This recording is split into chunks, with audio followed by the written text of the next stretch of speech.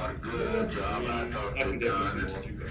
and how they justify that faith, and how many more now we've got to help get out of their bondage. Yes, well, we are certainly all very happy about the outcome. It was just such a great victory. And I certainly appreciate your call. We're filming for We have some bright days ahead, I think. Well, it was a great tribute to the intelligence, the judgment, the patriotism of the Negro people that they couldn't mislead them and they couldn't fool them. Welcome, everyone, to this deep dive. Today, we're looking at the Lyndon B. Johnson National Historical Park down in Texas. You recently visited, I understand, and got some firsthand impressions. I did, yeah. It's quite an experience. So we thought we'd explore what a visitor might see there and, dig into the significance of these places in LBJ's life and American history. It's really a remarkable park because it covers, well, his entire story. From his family's earliest days in the area right up to his final resting place on his ranch, the LBJ Ranch. Gives you the whole picture. Exactly. A really unique perspective on him beyond just the presidency. And it's not just one spot, right? It's split into two main areas. That's right. You've got the Johnson City District and then the LBJ Ranch District. They're about 14 miles apart, nestled there in the Texas Hill Country. Okay, so let's start in Johnson City. I guess the logical first stop is the visitor center. Yeah, definitely. It's in an interesting building, a former hospital, actually, on Lady Bird Lane. It's really the best place to orient yourself. What's inside? Oh, good exhibits on both LBJ and Lady Bird, his wife. And they have films, too, which give you a nice background on their lives, their careers. A solid starting point. Makes sense. And then nearby, there's his childhood home. Just a little walk north, yeah. The Johnson Boyhood home. It's an 1880s Victorian house, and that's where he lived from when he was about 5 years old. What's the feeling you get walking through there? Did it feel authentic? It really does. Apparently, Johnson himself was involved in restoring it.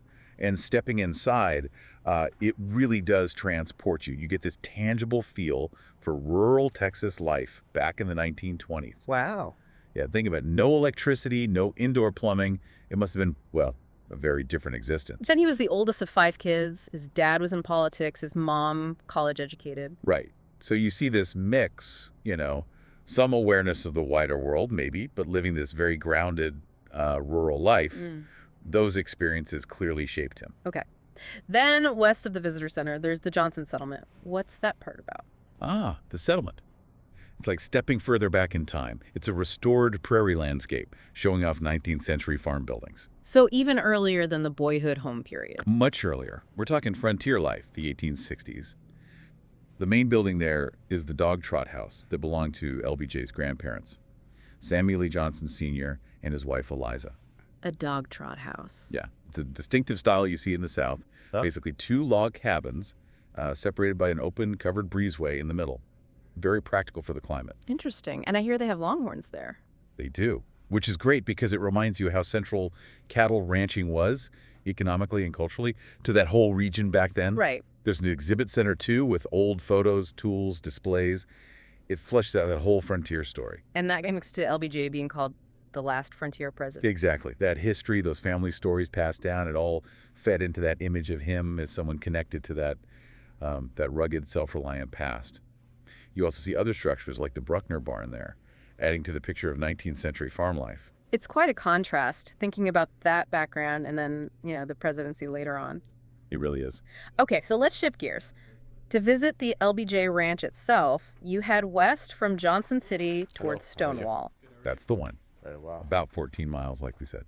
Now, the visit to the ranch actually kicks off at a different visitor center, the one for the Lyndon B. Johnson State Park and Historic Site. Ah, okay, so there's a state park component too. Yes, and it's important. That's where you pick up your free permit for the driving tour of the LBJ Ranch proper, which is just across the Pedernales River to the north. What does the state park offer besides the permits? It gives you fantastic context for the whole hill country region.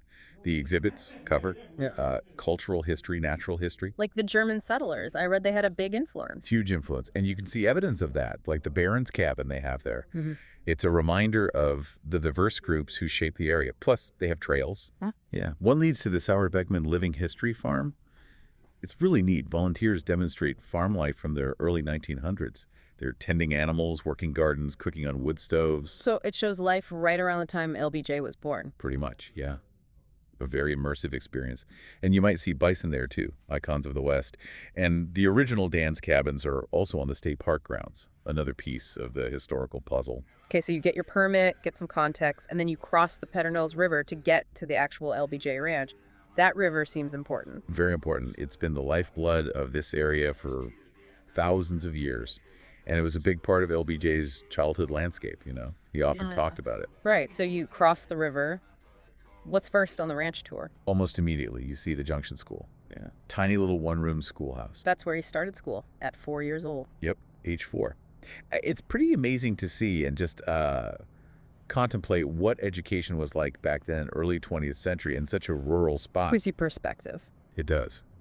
And an interesting side note, the whole ranch district is an international dark sky site. Very little light pollution. Oh, wow. Yeah, so that little Junction School area, apparently it's a prime spot for stargazing after hours. You can imagine maybe seeing the same kind of sky LBJ saw as a kid. That's cool. Okay, what's next on the driving tour? You get to the reconstructed LBJ birthplace. It wasn't the original structure, that one was gone, but they rebuilt it in the 60s to look just like it. And it has family items inside. Yeah, furnished with actual Johnson family pieces, which makes it feel quite personal, a real link to his very beginnings. And the family cemetery isn't far from there. Just nearby, yes. The Johnson family cemetery is quite a simple, peaceful spot, but very moving. That's where President Johnson and Lady Bird are buried. That's right. Hey. Along with many other members of the Johnson family going back generations. You also drive past where his grandparents, Sam and Eliza, lived later in life. You do, yeah. Their final home on the ranch property. And then you head up towards the show barn. The show barn. That sounds like the center of the ranch operations today. It basically is. It's the hub for the working ranch, which it still very much is.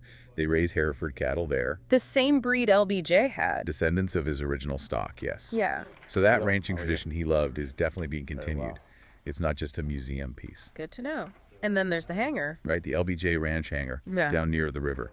It started as his private plane hangar, obviously. Makes sense for a president needing to get around. For sure. But later on, it was used for community events, too. Now it functions as the main visitor center for the ranch district itself. So more exhibits there. Yes, focusing more on the presidency, his time in office. And you can't miss the plane parked outside one of his Lockheed Jetsstars, Air Force 1/2, as it was sometimes called. Ah, okay. And finally, the main event, I suppose. The Texas White House. Texas White House, yeah. The house they bought in 1951, which became their family home on the ranch. It's really the heart of the place. And he spent a lot of his presidency working from there. Surprising amount. About a quarter of his time as president, they estimate. He held cabinet meetings there, met with foreign leaders, all happening right there in the hill country. Incredible. Lady Bird called it our heart's home. She did. You really get that sense that it was their sanctuary, their base. It feels very personal. Though it's worth mentioning, both the Texas White House and the hangar are currently undergoing some major restoration work. Right. Preservation is key for places like this. Absolutely. Got to make sure future generations can experience it too. Well, exploring the whole park, from Johnson City to the ranch, it sounds like it offers just a really deep, profound connection to LBJ's life and his world. You really does. You see the journey. From those simpler roots, the frontier echoes in Johnson City. To the place where he was making decisions impacting the entire globe, right there on the ranch. Exactly. Navigating the incredible complexities of the 1960s from that very specific, very Texan place. It's quite something to contemplate. And the fact that they're preserving the natural side, too, the dark sky designation, adds another layer, doesn't it? It feels like a connection to the land itself was important. I think so. It seems like that sense of place, the hill country landscape, was just woven into who he was. Yeah. It really makes you think, doesn't it? How the places we come from really do shape us, shape the path we take, and ultimately the legacy we leave behind. Absolutely. Hopefully, folks listening may be inspired by your visit, feel encouraged to explore that history further. There's so many stories held in that landscape. Definitely sparked my curiosity even more. Thanks so much for walking us through it all today. My pleasure. It was great talking about it.